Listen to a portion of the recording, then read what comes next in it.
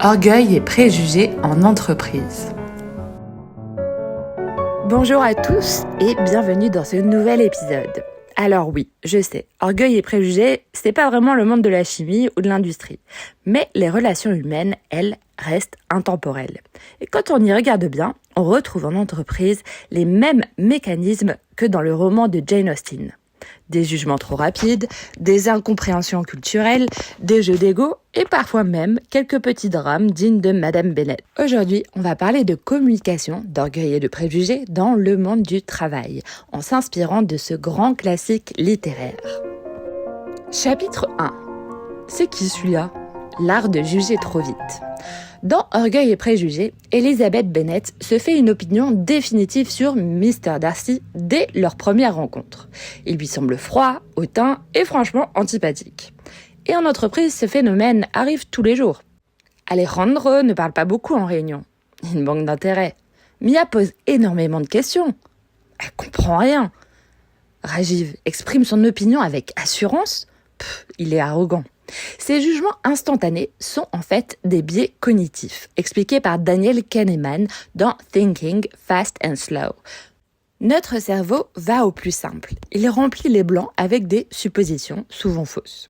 Et si on prenait un peu plus le temps ? En fait, Alejandro réfléchit avant de parler et préfère écouter. Mia est ultra rigoureuse et veut juste tout comprendre en profondeur. Rajiv a confiance en lui, mais sait aussi écouter et collaborer. Une étude de la Harvard Business Review a d'ailleurs montré que les entreprises qui forment leurs employés au biais inconscient améliorent la cohésion et la performance de leurs équipes.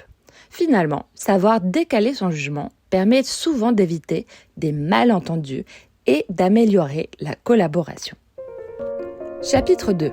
Moi, changer d'avis ? Jamais ! L'orgueil dans les relations professionnelles. Mr. Darcy refuse d'admettre ses erreurs. Et au travail, combien de fois a-t-on du mal à reconnaître qu'on s'est trompé sur quelqu'un ?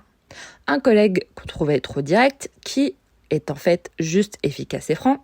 Un manager qui paraissait distant, mais qui en réalité est très impliqué. Un junior qu'on ne prenait pas au sérieux et qui finit par être brillant. Dans le monde professionnel, l'orgueil peut freiner notre évolution. Il empêche d'admettre qu'un collaborateur avait une bonne idée quand on l'avait critiqué avant. Il pousse certains à se braquer dans une opinion, même quand les faits prouvent le contraire. Il crée des guerres d'ego inutiles, juste parce que ça ferait mal de dire qu'on avait tort. Là encore, la Harvard Business Review montre que les entreprises qui valorisent une culture du feedback constructif progressent plus vite. L'important, ce n'est pas d'avoir raison tout de suite, c'est d'évoluer. Chapitre 3. La rumeur dit que... ou comment transformer une anecdote en mythe urbain. Les préjugés ont un effet pervers. Ils nourrissent les rumeurs. Prenons un exemple. Lundi, Sophia a pris un jour de congé. Mardi, Sophia passe un entretien ailleurs. Mercredi, Sophia va quitter la boîte, c'est sûr. Vendredi, Sophia rachète une start-up et déménage à Singapour. En fait, Sophie avait juste un rendez-vous médical. Madame Bennet, dans Orgueil et préjugés, est une experte en interprétation excessive et conclusion hâtive. Et en entreprise, c'est pareil. On entend une info, on l'extrapole et elle devient une vérité alternative. Les rumeurs naissent souvent de petits préjugés accumulés. Un collaborateur change de comportement, il doit préparer son départ. Un manager annule une réunion, c'est qu'il y a une crise cachée. Un collègue parle souvent avec la direction, il doit chercher à grimper les échelons.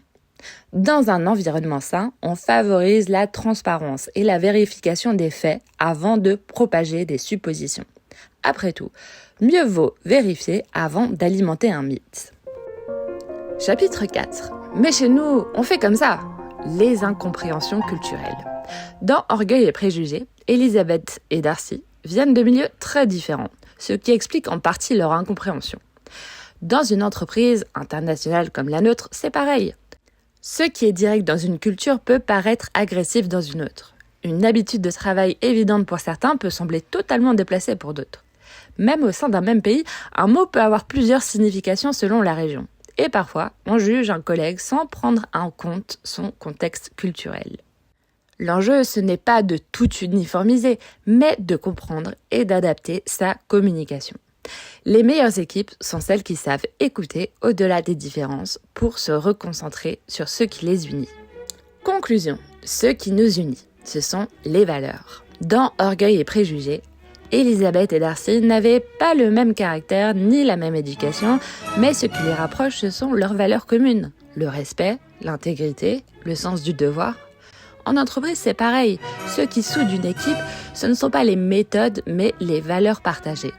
Alors, la prochaine fois que vous croisez un Darcy réservé, une Elisabeth spontanée ou une Madame Bennett un peu dramatique, souvenez-vous, dans Orgueil et préjugés, tout le monde apprend à voir les choses autrement. Et en entreprise, on a cette opportunité aussi, celle d'écrire une histoire où la compréhension et la bienveillance prennent le dessus.